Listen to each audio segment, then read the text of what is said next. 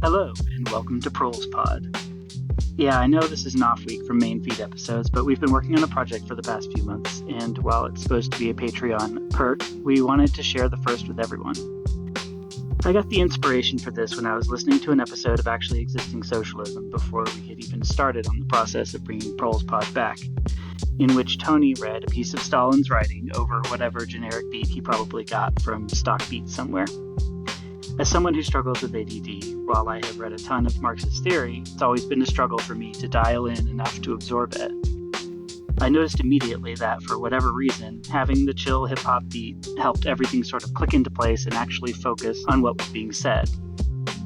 Now, 8 months later, we've made our own beats courtesy of DJ Death to America, and will begin releasing bi-weekly TheoryBeats, as we call them, to paid tiers over at patreon.com/ProlesPod. At some time in the future, we will release a collection as an album of sorts, as well as the instrumental beats themselves and remixes. We also plan to release them on various music streaming services. The texts themselves we've adapted from their original translations to be a bit more digestible.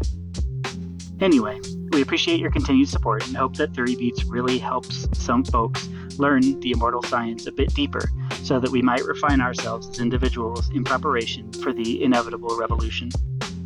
Thanks again, and solidarity forever.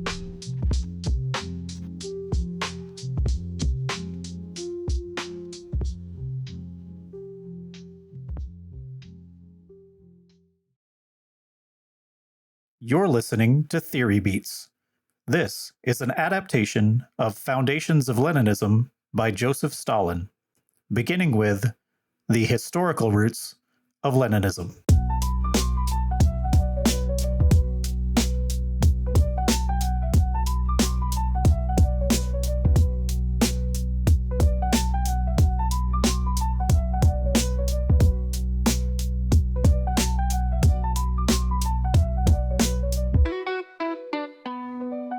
Leninism emerged and matured in an era of imperialism, a time when capitalism's internal contradictions had intensified to their breaking point. The proletarian revolution had transformed from a distant prospect into an urgent reality. The period of preparing the working class for revolution had concluded, giving way to a new phase, a direct assault on capitalism itself. Lenin labeled imperialism moribund capitalism due to its exacerbation of capitalism's inherent contradictions, pushing them to their absolute limits, beyond which revolution becomes inevitable. Among these contradictions, 3 stand out as particularly significant. The first is the conflict between labor and capital. In industrialized nations, imperialism manifests as the unchecked dominance of monopolistic trusts, syndicates, banks, and financial oligarchies.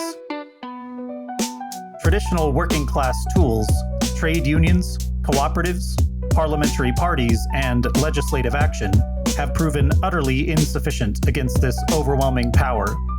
Imperialism confronts the proletariat with a stark choice: submit to capital and continue a life of hardship, or embrace new methods of resistance. It is imperialism itself that propels the working class towards revolution. The second contradiction lies in the rivalry among financial groups and imperialist powers vying for raw materials and foreign territories. Imperialism drives the export of capital to resource-rich regions, fueling a relentless struggle for monopolistic control. This conflict intensifies as emerging financial groups and powers challenge established ones for their place in the sun. Notably, this contest inevitably escalates into imperialist wars aimed at seizing foreign lands. These wars, in turn, weaken the imperialists collectively, undermine capitalism's overall position, and hasten the advent of the proletarian revolution, rendering it a practical necessity. The third contradiction arises between a small number of civilized ruling nations and the vast populations of colonized and dependent countries. Imperialism subjects hundreds of millions to the most blatant exploitation and brutal oppression, with the sole aim of extracting exorbitant profits.